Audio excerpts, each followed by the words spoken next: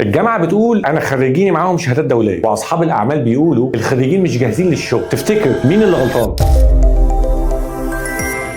لو جينا نبص على مشهد التعليم العالي من فوق هتلاقي 4 شخصيات. الجامعه هتقول لك انا بديك برامج دراسيه، محاضرات ومعامل، حفلات ورحلات، يعني علم ومعرفه وحياه اجتماعيه، وفي الاخر شهاده مؤهل عالي ودوليه. يجي الاب ويقول ايه ده؟ هو في ايه الفلوس دي كلها؟ دي فلوس الباص السنه دي بس اكتر من كل اللي اتصرف عليا من حضانه لحد ما اتخرجت. فتيجي مراته تكشر عن انيابها وتقول له ايه يا صفصف؟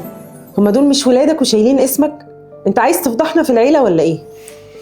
مراتي حبيبي بقى ابني وابنك يبص لنا ويقول انا حضرت المحاضرات، انا ذاكرت، انا دخلت الامتحانات وجبت تقديرات وعملت اللي عليا واتخرجت، انا كده زي الفل، فين الشغل بقى؟ واخر شخصيه سوق العمل يقابلك الاتش ار ويقول لك احنا مش بندور على ورق، احنا بندور على حد جاهز للشغل، وتطلع على مديرك في الشغل يصدمك ويقول لك انسى بقى اللي اتعلمته ده كله وتعالى اقول لك بنشتغل ازاي. مشكله كبيره قوي، واضح اننا مش شايفين بعض، كل واحد فينا قاعد بيفكر ويطور مع نفسه. اللي بيربط التروس دي مع بعض علشان منظومه تتخلق مش موجود، ولو موجود بالصدفه وبجهود ذاتيه مش سياسات مرسومه. في عصر الذكاء الاصطناعي والمهارات المطلوبه في سوق العمل ورؤيه الدول 2030 من الاخر الكلام ده ما بقاش مقبول. طب والحل؟ الشخصيات اللي قلتها اللي هي الجامعه، ولي الامر، الخريج، سوق العمل، هكلمهم هنا وهخليهم يتكلموا مع بعض علشان يشوفوا بعض. وهبتدي المره الجايه برساله من اب الى الجامعه، ارحمونا.